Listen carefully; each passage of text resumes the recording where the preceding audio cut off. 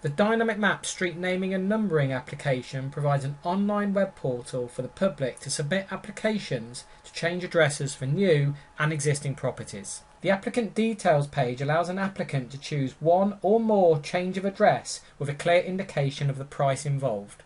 The applicant can then provide their personal details, including their address and a notice to say they're the freeholder of that property. In the property details page, there are options to propose 3 new addresses. In addition, 1 or more documents can be uploaded to support the application. After submitting the form, the applicant will be required to fill in their card and cardholder details. Once payment has been authorised, the applicant will receive a notification email. Administrators can view all applications within a simple-to-use interface where they can edit any details.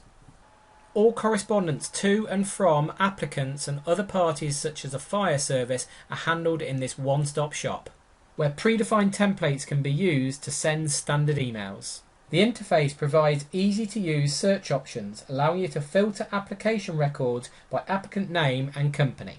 There are also configurable management reporting tools, allowing you to identify application records which have been received within the last week or completed since the start of the year.